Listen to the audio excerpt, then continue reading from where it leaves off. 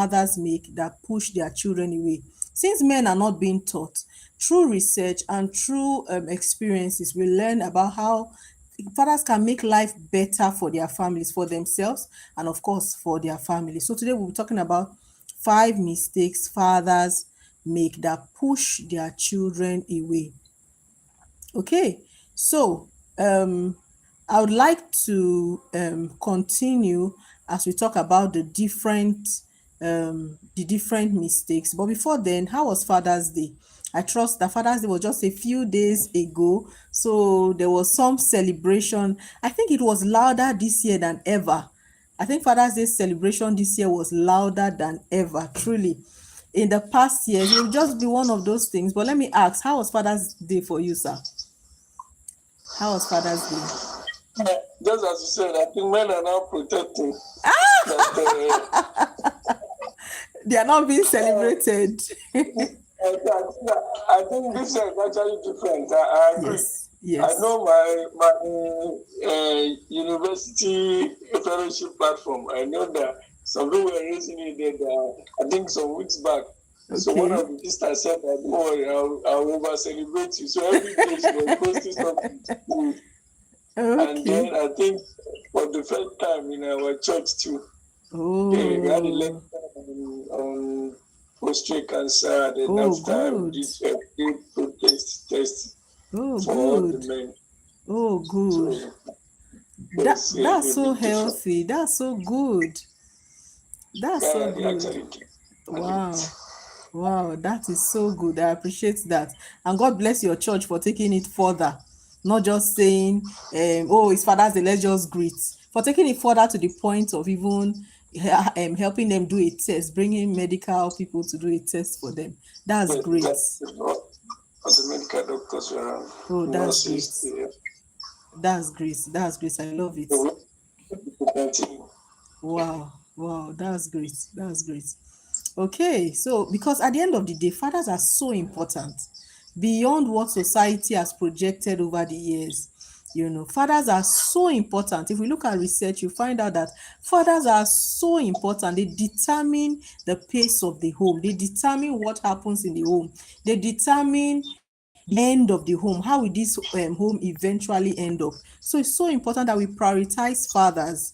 It's important we prioritize them and make sure that they are giving their rightful place and also giving them space to grow and becoming who God has made them to be. Okay, so let's go into our session for today. And our session for today, we are basically just talking about the mistakes that fathers make. There are some mistakes that fathers make, and they are not making it because they are being wicked. They don't know any better. And so we are going to be talking about the mistakes that fathers make. So, which parenting habits do you think damages relationships the most? Now, particularly, we are talking of young people, fathers to young people. So, we are talking of fathers to young children, fathers to teenagers, fathers to adult children. Which parenting habits do you think damages their relationship with their children the most? Is it constant shouting? Is it never apologizing? Is it being unavailable? Or is it comparing children? The truth is that there'll be different times that fathers have done this, right? Sometimes constant shouting, right?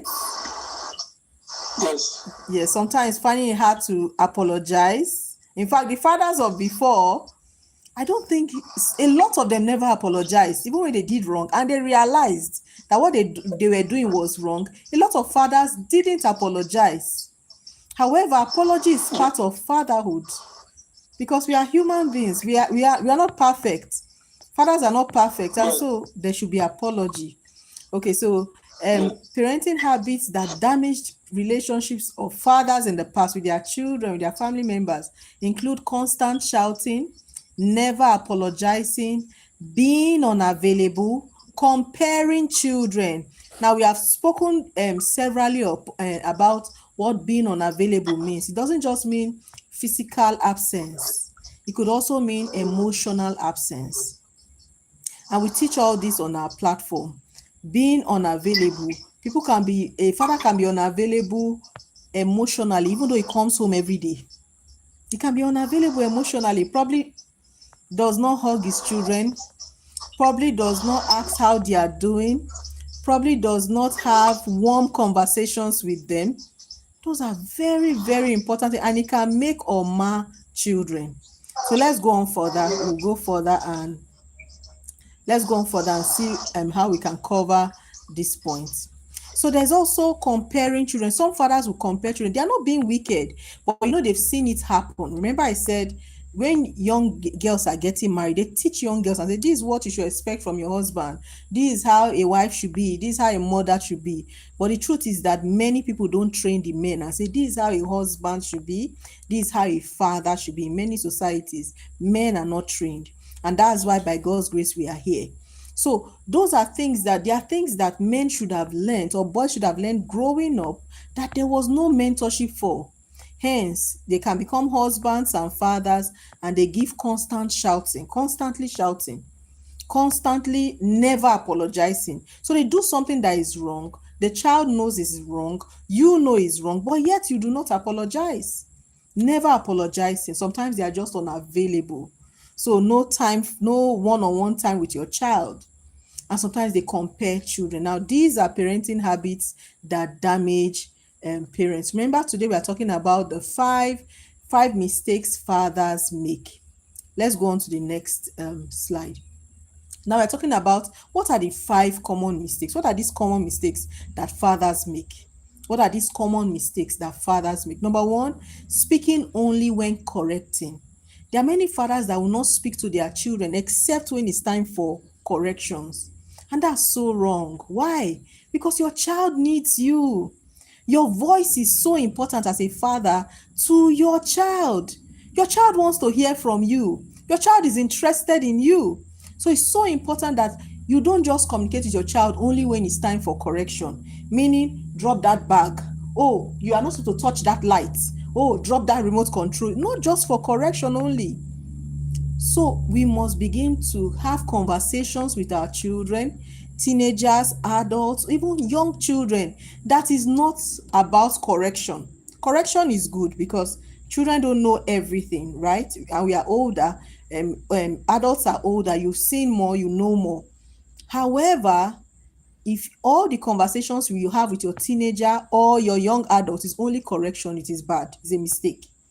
So there should be times you just call them and say, let's gist. How was school today? How are you doing? What's the name of your friend? Tell me about your friends. Tell me about your teacher. Tell me about your day in school. These things are very, very important. Just have conversations that has nothing to do with correction. Very important. Number 2, another common mistake fathers make is sometimes they are emotionally unavailable. When your child, for example, has a bad day and you see they are not smiling, there's no joy in their face, or they are just very grumpy, what should be a father's response? Should it be, my friend, get out of here, you are disturbing me, or you are blocking the road, or you shouldn't be emotionally unavailable. Rather, call the child. What's happening? Some children may not talk to you immediately. They may not tell you what the problem is. However, you can hug. You can hug, for starters. You can hug them. My son, how are you doing? My daughter, how are you doing? You can hug. So even in times when children are pressured or they are feeling funny, it's important you even be emotionally available first. Be emotionally available. Don't be that father that is unavailable emotionally. You hug, you say a word, a positive word today. You'll be fine. I don't know what's wrong with you right now, son, but you'll be fine. Right? Or maybe they brought home maybe a result you didn't like. Or maybe they told you something about them that was not right, or you were uncomfortable with. Instead of just brushing it out or shouting at them, or warning them strictly and all, which our fathers in those days should do, that one has its place. However, be an emotionally available father, meaning smile at home. Some people smile outside, they don't smile inside. They smile outside their homes, they don't smile inside their houses. No, they are serious people. No, your home deserves the best of you. Everybody, your home, whether male or female, your home deserves the best of you. So be emotionally available, smile, laugh, hug, say positive words. Those are ways we can be emotionally available for children as fathers, for fathers. Fathers need to be more emotionally available. Another common mistake number 3 that fathers make is comparing children. Why are you not like your younger brother? Why are you not like your younger sister? Why are you not like your elder brother? Why are you not like some will compare with their own children, some will compare with their friends' children, some will compare with their neighbors' children, some will compare with a relative's child. The moment you compare a child, you have reduced their self-esteem. The moment you compare a child, you are making that child make an enemy of that person you are comparing them to. You are making them feel lesser than that person, and it's not right. And so it's important that fathers must learn. There are times that naturally you want to compare. Oh, why are you not like Junior? Why are you not like Sisi? Why are you not like, you want to compare? Just hold yourself at that point when you are trying to compare. Just get yourself back and say, no, son, even though you didn't do this well, I believe in you. You'll be fine. I believe in you. It's important that comparison, we reduce it to the barest. If possible, stop comparing them. The ideal thing is to stop. Never compare children. Children are different. A child may be doing well academically, but may not do well in sports. Another child may be doing well in sports and may not do well academically. Their giftings are different, and it's okay to be different. It's okay to be different. So comparing children is a mistake that fathers make that must be stopped. Number 4, another common mistakes that fathers make is assuming that silence means everything is okay. If your teenager is silent, does not mean everything is okay. Or maybe you don't even hear any bad reports of them from school or from wherever it is they go to, never a bad report. But there are children that they don't converse with you, they don't say anything. Everything is fine. How is school? Fine. How is this? Fine. This, fine. Everything fine, fine, fine. They don't have conversation with you. Silence doesn't mean everything is okay. So our fathers must learn how to probe. Oh, how are you doing, son? How are you doing, my daughter? How is school? Are you sure you are doing okay? Tell me about your friends. And when you have asked close-ended question like how is school, of course most of them will say fine. It's only a few children that will say, oh daddy, this is what happened in school, this happened, that happened, that happened. Because usually how are you doing in school is a close-ended question. However, if you ask them, tell me about your day, there's no fine inside tell me. The fine is not a good response. So you have prompted them to speak. So don't just assume because they are silent children and say, oh, this my son is silent, is a quiet child, or this my daughter is a quiet. Ask questions. Assuming silence is means everything is okay is a mistake. Always ask questions. Son, how are you doing? How is school? This is your new class. How are you coping? Are you comfortable? Are things going on well? These are important conversations to have. Another common mistake number 5 that fathers make is being too busy.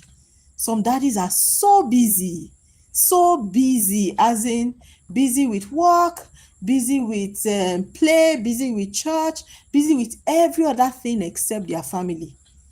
In busyness, it's important you find a balance that makes your family feel important.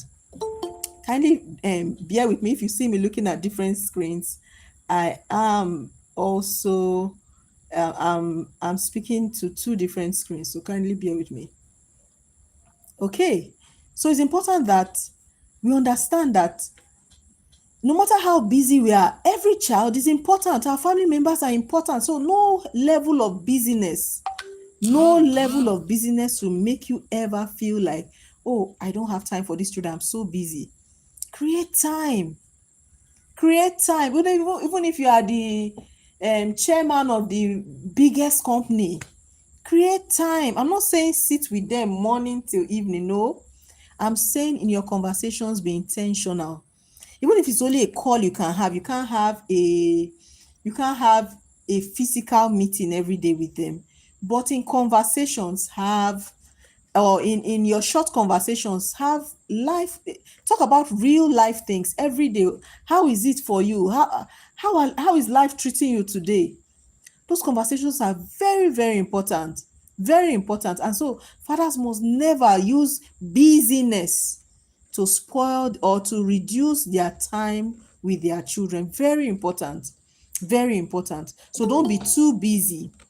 Don't be too busy to don't be too busy to, engage with your child. Don't be too busy. Okay, so which one do you struggle the most? And I won't ask you to answer. I want you to answer, quietly on your own. Which common mistake do you struggle with the most? Is it speaking only when it's time for correction? Is it being emotionally unavailable? Is it comparing your children with others? Is it assuming silence means everything is okay? Or is it being too busy? Whatever it is, there is time for that to be redeemed. We can redeem, the mistakes that have been made in the past. Let's go to the next slide. What are the small changes we can begin to make from now? What are the small changes? Because the truth is that small changes can make a difference in the life of young people, in the lives of teenagers, in the life of your youth, in the life of your child. Little changes can make a huge difference. Now, let's talk about the change that comes with communication. Now, instead of saying, why are you always behaving like this? Why do you always leave the door ajar? Why do you always walk with your feet scraping the floor? Why do you always... Remember, the question, what you're asking them is, why are you always, or why do you always? You are giving them a sense of you can't change, that's who you are, and you are castigating them. However, if they continue or they are doing a habit that you don't like, you can change, you can reframe your conversation and say, help me understand why you do this. That way you have invited them to conversation, as against, why are you always? Once you say, why are you always, you are condemning them, you are fighting them, you are already saying, this is who you are. However, when you change that same conversation, say, help me understand why you always slouch when you sit down. You have just invited them to conversation. Then they will smile. They would look funny, or some even laugh and say, oh, Daddy, don't mind me. It's because of this. Or some will even say, I don't even know when I'm doing it. And then you can intervene. So you change the way you are conversing. Instead of, why are you always, you can go, help me understand why, or explain to me, is there something I'm missing? I don't know. Help me understand what the situation is, why this is. Help me understand. You're inviting them to conversations. And as much as possible, conversations are healthy for your relationship with your teenager. You must keep having conversations. Keep that door open permanently. Okay, another change of conversation is, instead of saying you are lazy connotes something negative, connotes a negative impression. However, instead of saying you are lazy, say, I know you can do better. Do you see the difference? Maybe that child is always very slow in meeting up with their tasks at home. It's easy. The way we are taught, the way we grew up, is it to just say, you're a lazy boy or you're a lazy girl. However, we are retraining ourselves, so we have better outcomes, better children. Instead of saying you are lazy, you say, I know you can do this task better. I believe in you. You can do it. Let's say a child that struggles with washing dishes. Oh, every time you say, oh, go and wash the dishes, or the mom says, go and wash dishes, that child will say, oh, I'm coming. Or either they are dodging the assignment, or they go there and they'll spend hours on it. You can easily say you are lazy, and it shuts down that child's emotions, like, I'm lazy, there's no need, let me just continue being lazy, no big deal. Or you can say, I know you can do better. You have challenged that child. You have put into that child positive possibilities that, hey, I know you can do better. I know you can do better with this task. I know you can be perfect. I know you can be better. You can improve in this area. Very, very important. Our conversations matter. What we say as fathers matter, because we are priests. We are leaders over our home. Very, very, very important. So we have 3 things that can reset fatherhood every day. 3 simple things. 3 simple things. Number 1, encourage at least once every day. Encourage your child, whether it's a young child, a teenager, an adult child. Encourage your child once every day. At least once every day. Number 2, listen at least once every day. Just once. Let's say you are very busy. Send a text message.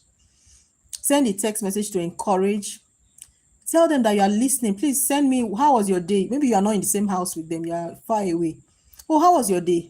Tell me about your day. I want to hear about it. Listen once. Number 3, appreciate once. Appreciate them.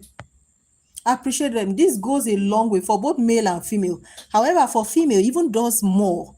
Why? Because a girl that is appreciated at home will not go outside looking for validation, because she's already validated right at home.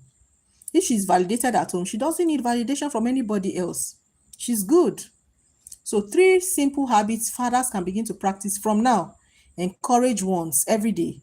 Listen once. Appreciate once. Very simple habits that we can begin from now. And you'll see the difference once you start. Okay? And so we are rounding up. So I want you to reflect. Reflect quickly on this. What parenting habits do you need to stop? What parenting habit do you need to stop? The truth is that we learn every day. For every one of us, we learn every day. And if you look at things you've done and you see the results, is that the kind of result you want?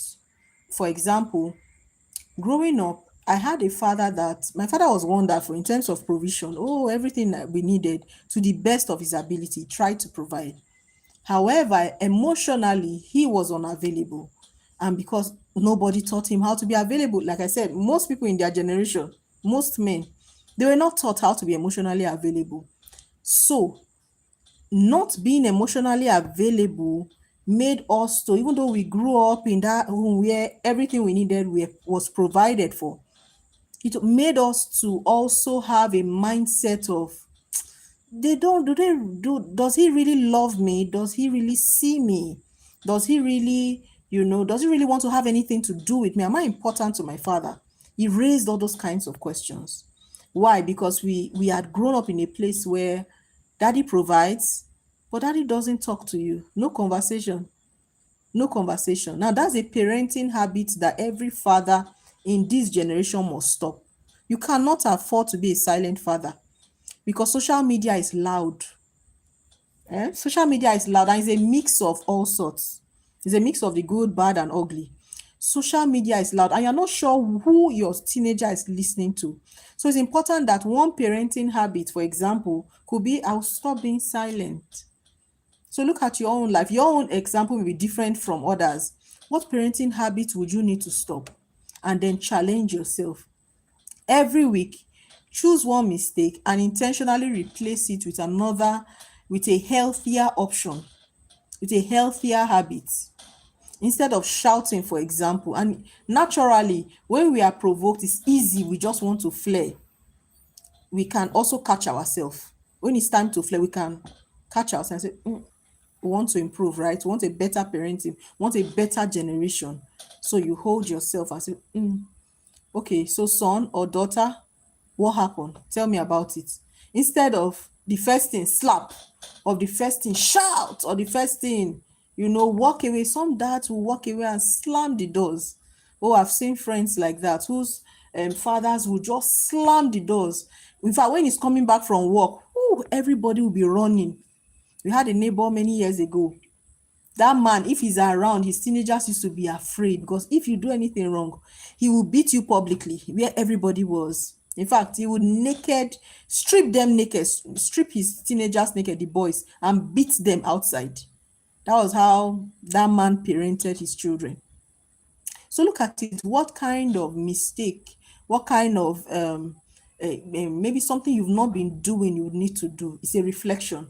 So think about it and begin to reflect and begin to put it, or rather begin to replace it with a healthier habit. Okay, I think that will be all for today. I really want to ask, is there any questions just before we go? Any questions? That will be it for today. Is there any questions before we go? We want it to be as short as possible. We don't want a very long session. Okay, do we have any question for me? You can also put in the chat. I'm available to take it in the chat as well. You can also put your questions in the chat and we can quickly take it too. And I'm so happy that we are here today because your being here shows you want to make it better. Good evening, sir. Welcome, sir. Thank you so much. I really appreciate all of those questions you asked that which one am I struggling with. Yes, sir. I would say, with all honesty, that I'm struggling with almost everything. So I just smiled. So one of the things you recommended when we were teaching, so my son was beside me, so I tried it, and he just smiled. That's good to know. I thought, okay, I'll adopt this one. Let me try this one. Yes. Because these are kids, like you said, social media is there. Like if you don't talk to them, social media is there to talk to them. True. So we just have to speak, and then, of course, do it like have a conversation with them. My wife does that so when she gets results, as man, you want to do your way. Sharp. It's understandable. From what you have said, I can see that there are, like more, there are better ways. Yes. You can do that. Yes. Thank you very much. Yes, thank God. Thank you so much, sir, for sharing. That is really, really encouraging, and I hope it strengthens us going forward.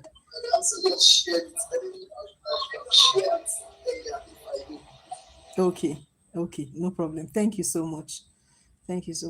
Barrister, I don't know whether you want to add something to that. Just to appreciate you, at least it's good that these are now discussion points. I think for me, it's the shouting, being available. Okay. They are quick to know with us. Say you play ball with us. They have a big sitting room. This ball, I think I've been knowing them for several months now. You just want to wait that our sitting room. Let's just play ball. So the last time they still mentioned before you play ball with us, play ball with us.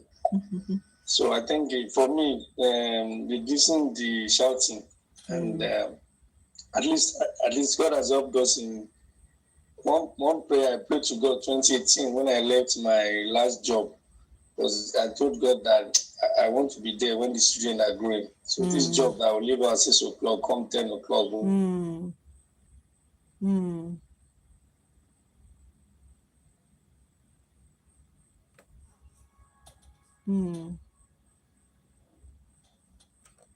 I'm not sure I can hear you anymore. I think your networks are okay. I'm not sure I can hear you. Or could it be my network? Okay, I can hear you now.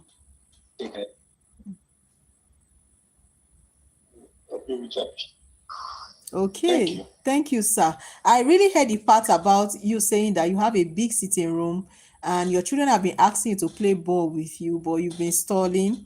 But right now you are going to revisit the idea. I love that. Absolutely. That's what we are here for. That's positive outcome. That's a positive outcome out of today's meeting. And it's wonderful. At the moment you begin to play with your children, a lot of things will begin to happen. Number one is bonding. Number two, secrets will be coming out. Secrets that they should have said. They probably have forgotten the matter. Secrets will be coming out. Number three, it just gives a warm feel, a warm atmosphere to the home. So there are many, many benefits about that comes with playing with your children. I look forward to hearing the testimonies from that. Thank you so much, sir, for sharing. I truly appreciate you, sir. Yes, sir.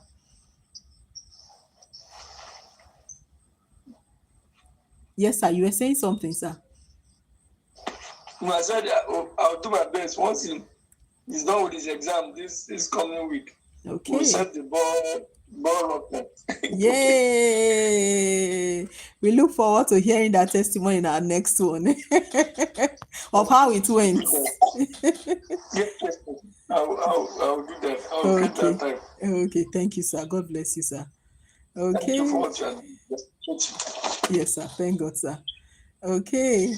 Once again, I want to say a big thank you for every man that joined today, both on Google Meet and those on YouTube as well. Thank you so much for being a part of this. We really trust that it will bring, life, joy, and succor to homes, and it can transform the entire atmosphere of a home positively. And that's our joy, and that's what we are looking forward to. Again, we are BO Youth Development Initiative. BO standing for my name, Blessing Owama Youth Development Initiative. We are on Facebook, we are on LinkedIn, we are on Instagram, we are on YouTube, we are on TikTok. All of them BO Youth Development Initiative, or you will find Blessing Owama. Either of them you'll find us online. It's important that we also know that we have these sessions once a month at the end of each month. Last Saturday of each month, we are here to talk about fatherhood and how to navigate it, how to make it better, how to make our teenagers, enjoy home and enjoy having their fathers around. I truly believe that fathers are a blessing and they make a big difference to every home. So thank you so much for joining me. I look forward to our very next session on the last Saturday in the month of July by God's grace. Thank you, sirs. I am grateful. And I also want to say a big thank you to God for making this possible. We thank God that this is possible, and we trust God that we'll have more conversations in the future. Thank you, everyone. I want to say good night. Thank you, sirs. Thank you, sirs. I'm grateful. Thank you so much for joining. We have a community. If you want to join the WhatsApp community, you can let us know. We'll send the link to you as well, so you can join. Because we just post general reflections every day. We post something every day anyway to just encourage fathers. But live sessions are on the last Saturday of the month. It's a free community, absolutely free. Okay, so if you'd like to join, just let me know. I'll add you to the community. Okay, so thank you, sirs. Yes, sirs. Good night, everyone. Good night. Good night. Thank you. Thank you, sir. Thank you. Yes, sir. Let me see. Let me see. Yes. Rejoin.